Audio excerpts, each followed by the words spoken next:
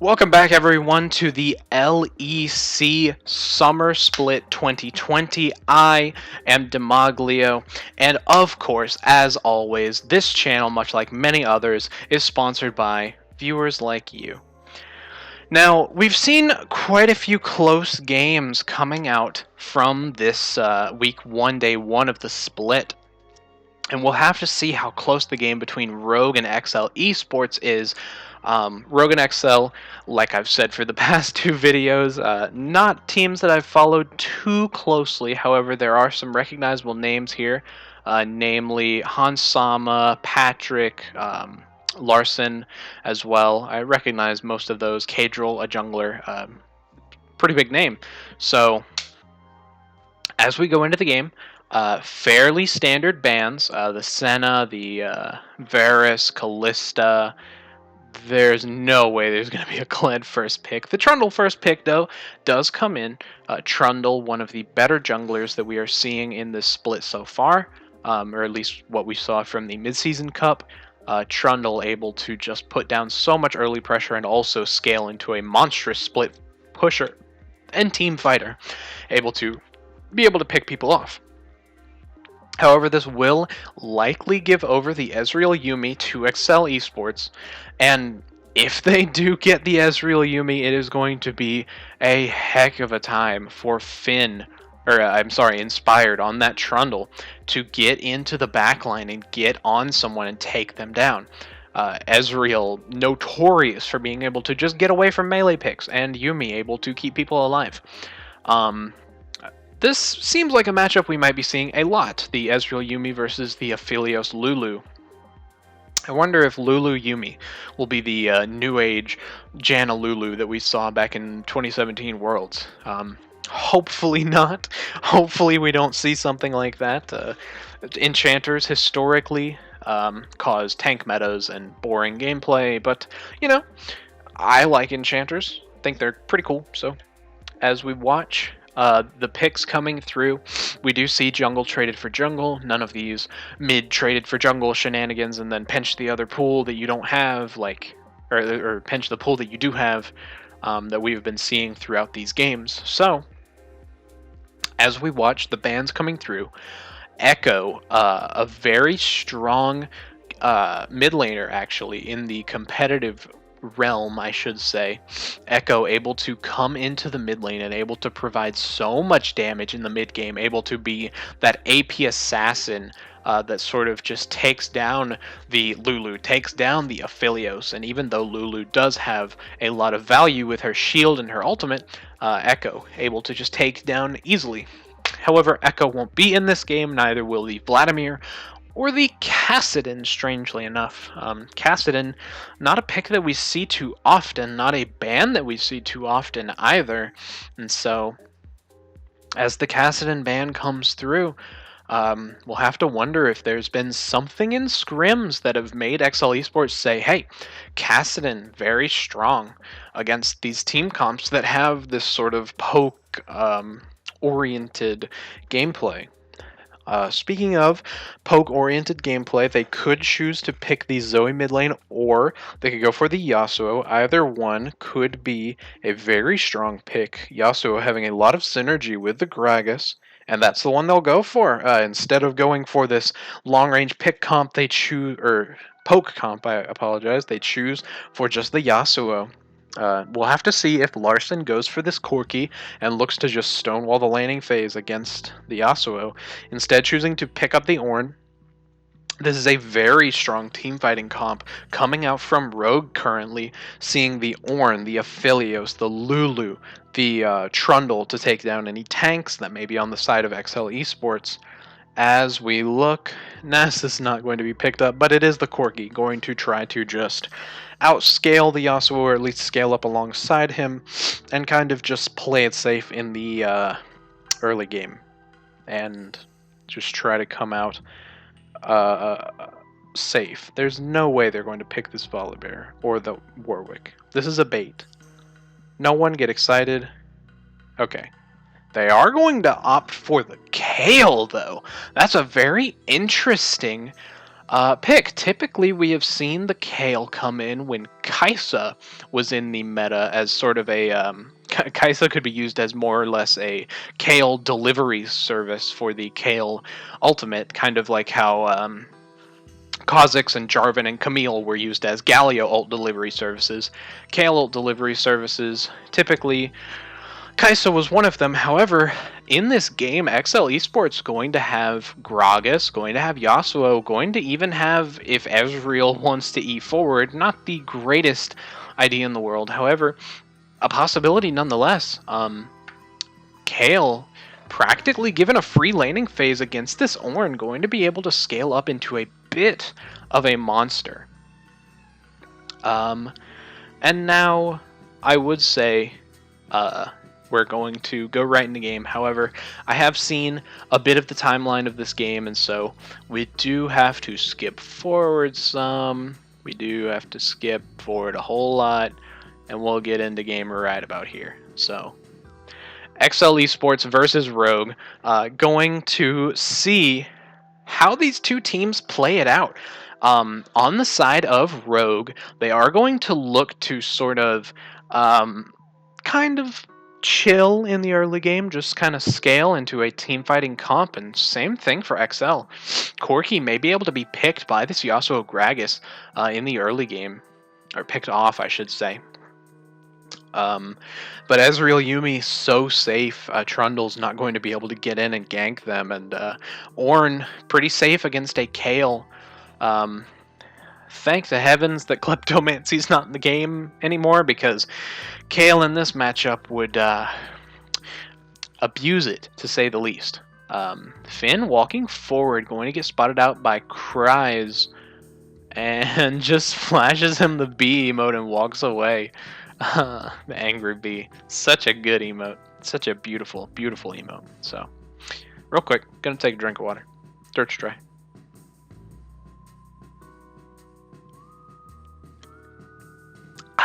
Beautiful. Sponsored by water, by the way. Not actually, but fuck it. I mean, screw it. YouTube, don't demonetize me, please. I beg of you. I mean, I don't have subscribers to get monetized, but you know what I mean. But now, this lane going to be very interesting for Finn and Cries. Ornn actually able to put down a lot of damage early, especially onto squishy targets with his brittle procs and with his just innate damage from his abilities. Oddly enough, Ornn's abilities have very high base damages. But Cries just able to use his healing, using the Corrupting Potion, using the healing that is built into his kit to just sustain through the matchup. Ooh, but Finn, level 2 knocks him up. Gets the Grasp proc, but just chooses to walk away. Now that Cries is level 2 and getting that huge healing from his E, I think it is. I think it's Kale's E. We're going to see a bit more even trading in the top lane as the two laners get their abilities. The trading that is going to look a bit strange in mid lane is going to be that between Special and Larson. We're going to have to see if this Corki can play safely against the Yasuo and see if he can refrain from getting ganked, I suppose. Speaking of refrain, Patrick and Tor are refraining from using their poking power on this Ezreal Yuumi, and keeping Hans Sama and Vander at a safe distance. Instead, allowing Hans Sama and Vander to just push forward. Inspired going to look for a cheeky smite steal. He does not get it. He instead just attempts and then walks away. Special getting a lot of damage down on Larson, a good trade. However, typically melee champions have trades up front when they are trading, and then ranged champions get trade on the backside. Speaking of trades up front, Finn going to deal a ton of damage to Cries, just annihilating this Kale early.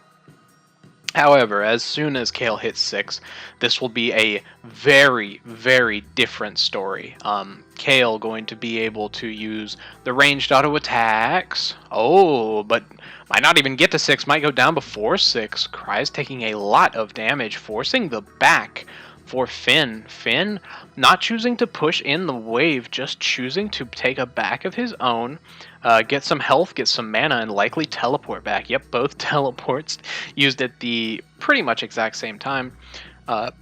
Cries opting for a cull on the Kale. And Larson and Inspired leave the game. Sure, that's just that is a spectator bug, guaranteed, because they are definitely still in the game. Probably had something to do with that intermittent pause we had at some point, the one that took like 30 minutes to resolve, but we'll just ignore it. Bugs happen, you know? So, as the two junglers just look to scale up, look to be the engage for their team, on the side of Trundle, looking to be more of a teamfight presence, looking to take down the likes of the, likely will ult the Gragas, I suppose. So, going to look to take him down.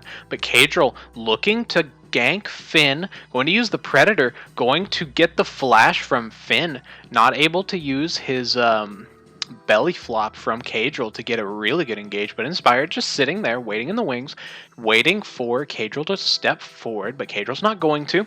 Instead just chooses to back away. Cries looking to get down some vision. Cries stuck between a rock and a hard place now, though. Inspired is going to get a good pillar. Ornn uses the pillar. Cries going to go very low. Cries may even give away first blood here. Trundle flashing forward, getting the first blood. Inspired taking down Cries, punishing this Kale early, and with no teleport and the wave in a great spot for Finn, he's just going to be able to freeze it right in front of his tower and make it even more difficult for Kale to step forward and get this farm. Currently not level 6, but probably very close to level 6. Kale is just going to have to walk up and have to try to clear this wave. I mean, not Trundle, Ornn, trying to freeze it, but as minions are wont to do, they are crashing under the tower, and so. But either way, Cries taken down for first blood, looks to just kind of assume Trundle's around, try and wait for vision on him. Cries very scared to step forward against this level 6 Ornn, just going to try to stealthily make his way forward. Trundle nowhere close to Cries though, so he's just going to stay. Just gonna soak XP, I suppose. Wait until he hits level 6, so. Very scared of that Ornn, I suppose. Speaking of scared, Inspired going in on Kadril, looking to scare him away, but Cries getting engaged on by the Ornn, misses his knockup onto the pillar. A missed timing there, but does get the knockup with the ultimate.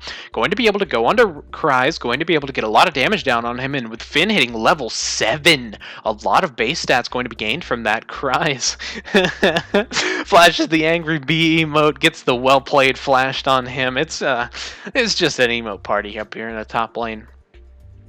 Meanwhile, Rogue is going to use the advantage that they're gaining in the top lane, as well as the Trundle being positioned toward the bot lane, to take the dragon. Kale is now level 6. Now she's going to have a much easier time against this Ornn. Going to be able to easily farm from range, just kind of chill now. Use her cull to get back the gold lead, or not gold lead, but the gold deficit that she had. Pretty even in CS now, and so the Kale will be fine. Everything will be okay for the Kale. Somehow the Yuumi is ahead on XP compared to the Ezreal. We'll have to wonder how that happened, I suppose. I don't really have stats team, so can't know for sure. But as we look around the map, we can see that some of the first components are being completed now. Corki going for the Manamune build, going for the long, I suppose, long con item build, wanting to have a lot of late game damage, going for this Manamune, and so he is going to deal a lot of late game damage, but, you know, so is the Kale, so is the Ezreal, so is the Aphelios. A lot of scaling on both sides is what I'm trying to say here. But as Kadril looks to the Rift Herald, just going to clear out the vision, not looking to start it, just trying to position around Inspired, trying to get vision on this neutral objective. Special is there with Kadril. They might be able Nah, Special's just backing. Inspired looking to start the Rift Herald. Not entirely sure if he wants to continue forward with this Rift Herald. Just looking to clear out vision. Clear out the zombie wards that Cadril had put down, but it looks like he actually is. They are going to start up this Rift Herald. They are going to likely take it down, barring some sort of insane rotation and steal by Patrick, but no, nothing doing, no such luck. Hans Sama actually the one to take the Rift Herald, likely going to drop it top soon, as they are in full lane swap setup. We are looking at top lane going bot lane and bot lane going top lane, something that we have seen in the past couple games and we are seeing here as well. But Patrick able to just clear out the wards. Inspired is going up to the top lane. They will likely look to push down this turret, and Patrick using the arcane shift to get over the trundle pillar. And as they look to push, they take one plate and then back away. Inspired just kind of making sure that Hans Sama and Vander are able to just push forward safely, and they're able to just easily push forward, able to easily take a turret plate. And it looks like now Cadril, he is spotted on the Scuttle Crab, but he's still predatoring, still looking for something. And I suppose he will just take out the control ward, as he was spotted by several things, the control ward and the Scuttle Crab. But as Patrick looks to push another lane, looks like we are swapping back. Bot lane now going back to bot lane, top lane going back up to top lane. Interestingly, the Lulu looking like she is opting towards the Athenes, or at least getting the Chalice first and then going into the Ardent Censer. Typically when we see Lulus in the past, we have seen them just rush the Ardent Censer. However, our Ardent Censer not as important nowadays. Used to be very important back in like 2017, but not the most important. And Cadril has become Runic Echoes. He is that visual is a little goofy, you gotta admit. It's kind of silly as we watch freaking items be purchased and then the champion becomes the item. But Yuumi on top of Cadril, going to be positioning around Inspired, and as we look towards the mid lane, Larson getting engaged on, but Special just backing away. Yasuo doing Yasuo things, just trading on to the enemy laner and then backing out as soon as he can. That is the life of a Yasuo. But as the call is being stacked from Corki, and as the call is being stacked by Kale, these two very late game scaling sustain damage. I don't know what that was about there, but I suppose he didn't have the control word on the right key. I'm not entirely sure, but as we watch Finn going forward in the top lane, but Cadril going for the dragon down here in the bot lane. Now we are going to have an ocean or a mountain soul, both souls very impactful. Cries just flashing the angry B mode over and over. I love it. Not able to do a whole lot against the constant pressure that is being put on his lane. However, the pressure that is being put on his lane does allow bot lane to pretty safely push up and take some turret plates of their own. However, it looks like Hans Sama will be able to solo down this turret, getting a lot of gold into his pocket. 610 gold being gotten by Hans Sama. He is now about 1,000 gold up on his counterpart in the Ezreal, and this Aphelios is going to be enormous. He is going to be the star of the show moving forward, as he has a Lulu to protect him, an Ornn to protect him, and a Trundle to sort of be his guiding light as he just walks forward, or I should say Trundle walks forward and takes all the attention away as the Aphelios just falls behind and hits people really hard. Kryze does spot out this 3-man with a Trinket Ward. However, they are still going to be able to get a lot of damage onto this tower, and with Inspired's Chomp and the Frozen Domain, they're going to just be able to take down the tower. Dang. Rogue pushing forward, taking neutral objectives one after the other after the other. They did give away the Infernal Drake, but gotten the Cloud Drake, gotten a few turrets under their belt, and Rogue looking like they are positioned very well in this game, going to be able to scale up very nicely. The Corki nearly finished with his Cull, as well as he has the Manamune, and just popping Yasuo over and over again with these rockets that he is throwing out. And if we look at the vision toggle, Rogue is just putting so much stake on this top lane, not wanting Kryze to hit that power spike of the Hextech Gunblade. Once Kayle gets the Gunblade and then into likely the Nashor's Tooth and more, she's going to be able to scale, but Patrick gets knocked up along with Tor. Yuumi was changed to where he couldn't W, and the W can be interrupted. It has a longer cast time. Tor going to be taken down.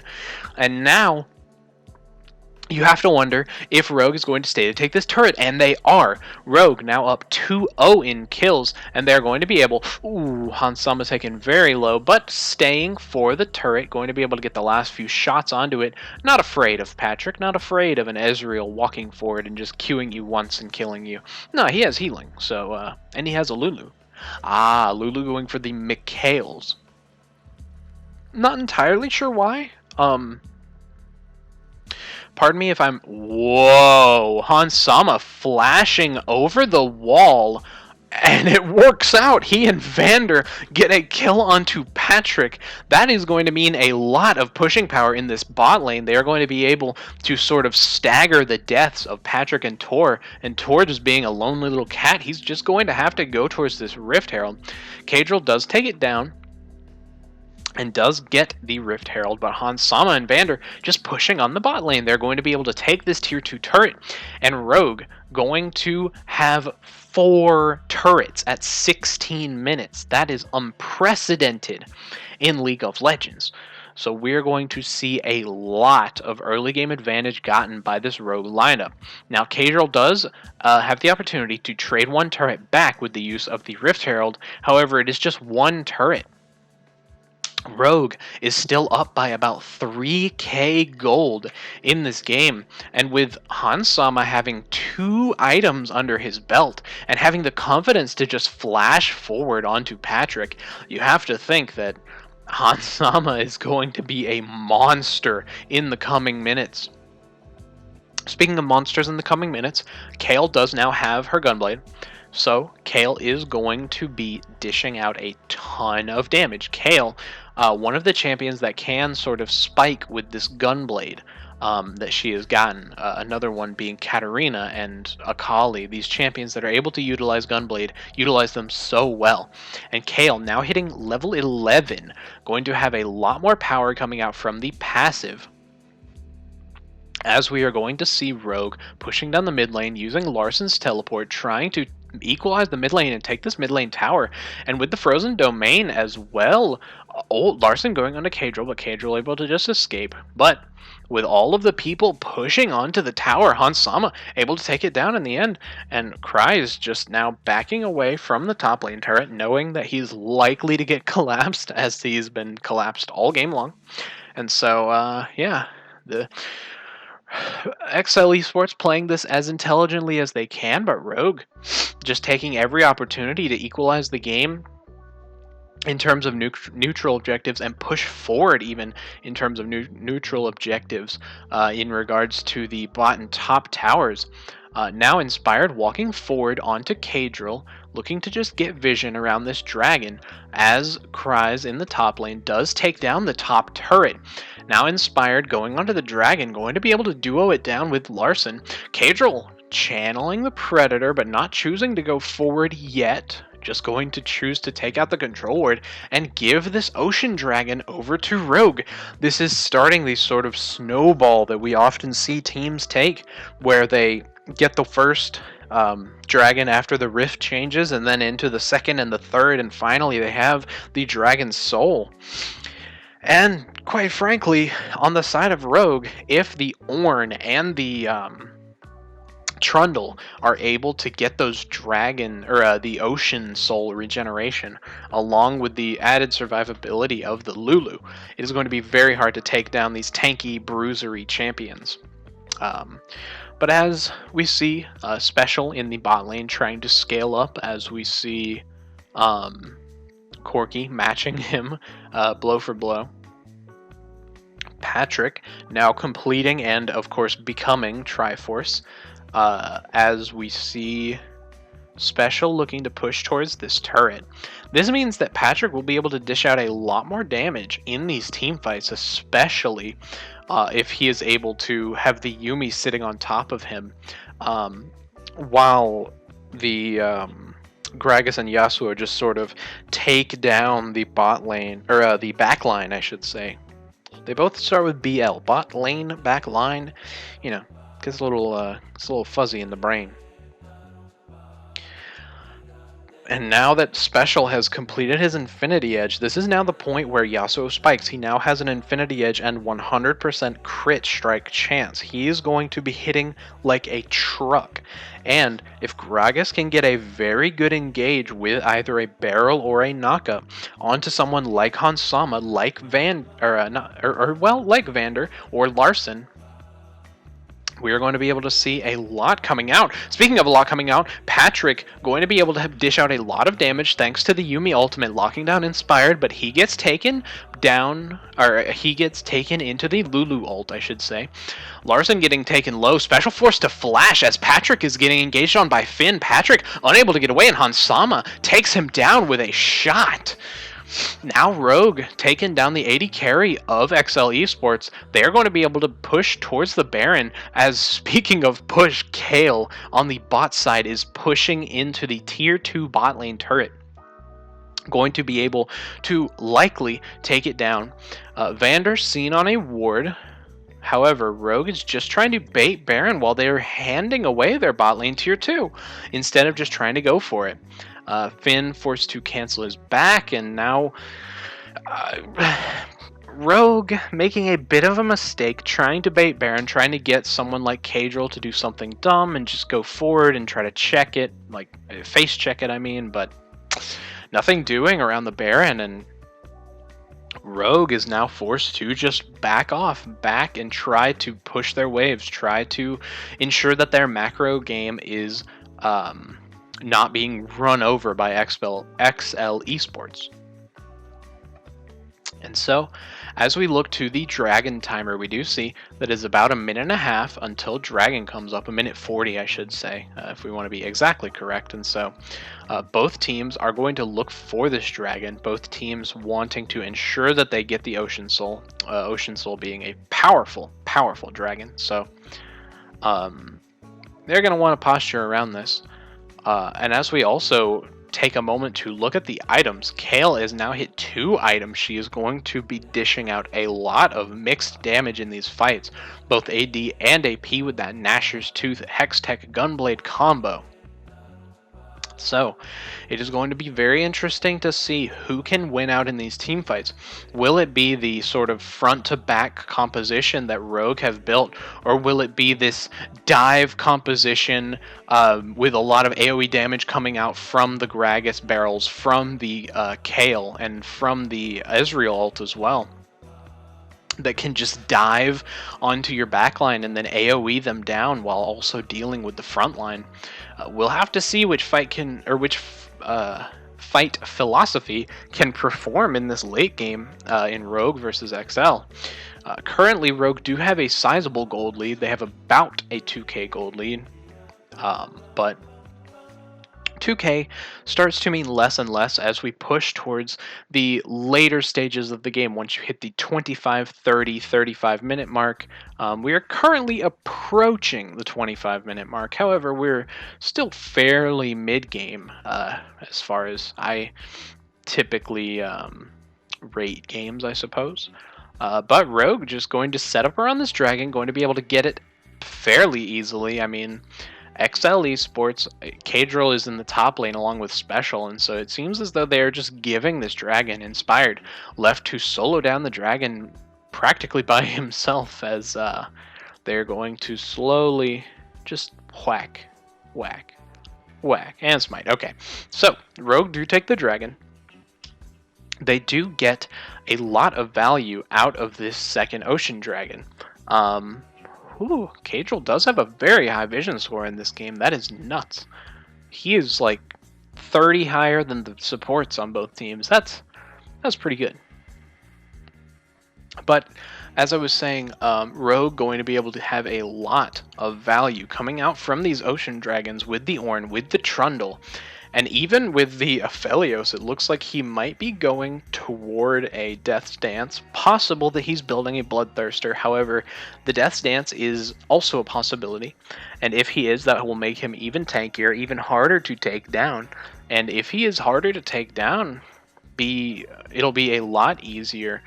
And he does go for the Death's Dance. It'll be a lot easier to get value out of these Ocean Dragons. So, Aphelios, Hans Sama on the pick, going to look to sustain through these fights, especially now that he has the Scythe Pistol. Or, well, I think he just lost it. He did. But now that he has the Flamethrower, I'll speak on that now. The Flamethrower going to be able to deal a lot of AoE damage. And, yeah, Hans Sama's a bit ahead in this game. He took a bit of a pit stop for, not Mercurial, some Executioner's Calling. And still, he is 3 items currently, and he does have the upgraded Infinity Edge by the Ornn. Kayle, though, pushing towards 16, going to be very close to that power spike, but getting collapsed on by Hans Sama, choosing to flash the wall, not wanting to risk trying to outplay a 2v1 with a fed Aphelios, just wanting to get out safely and succinctly. And Kayle does. Kryze on this pick has given up his positioning once, but not since then, choosing to play very safe against all of these dive, or I should say high damage picks. As XL just kind of start up the Baron and then leave, they're just wanting to ensure, or wanting to get the teleport, I should say, from the Ornn, and they did. So that is one less cooldown that Rogue have going forward. XL Esports going to be able to slowly crawl their way back, or I shouldn't say crawl, they're just going to be able to slowly make their way back into this game.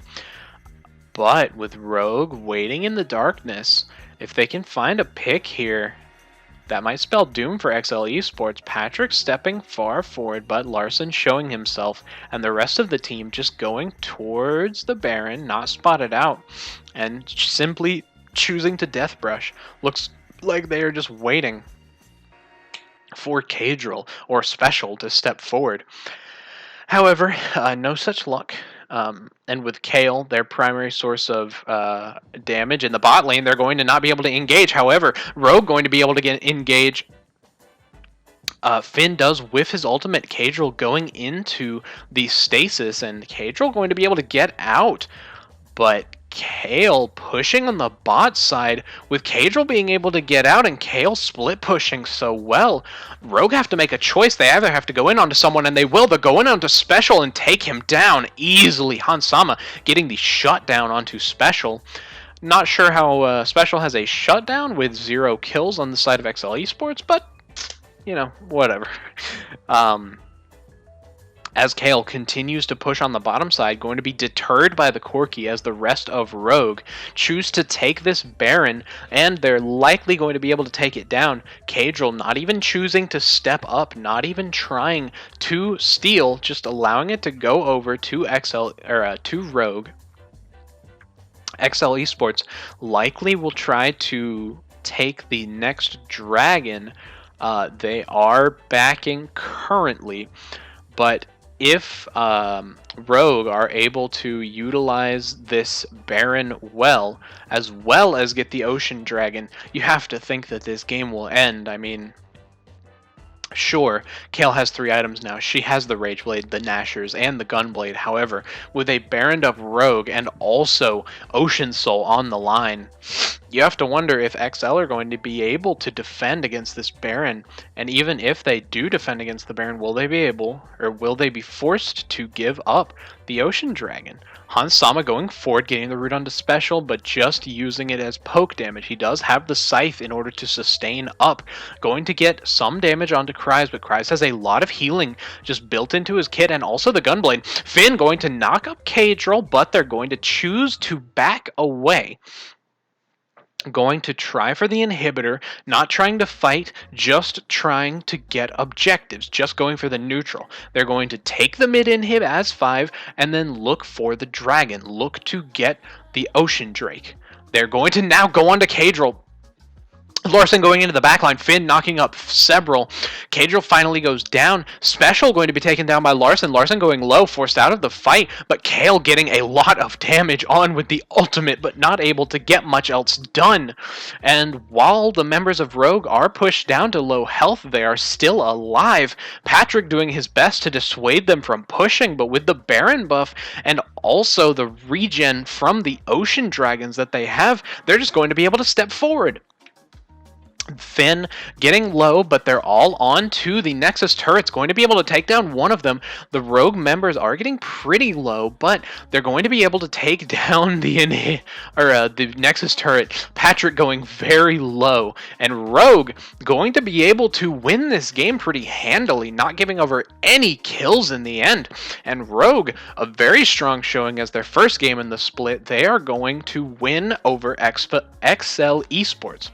We'll have to see if Rogue is able to continue with this, but now we get to the main event. I have heard much about this game, Misfits versus Fnatic, coming up next. Congratulations to Rogue winning over XL Esports. We will see how they perform in the future.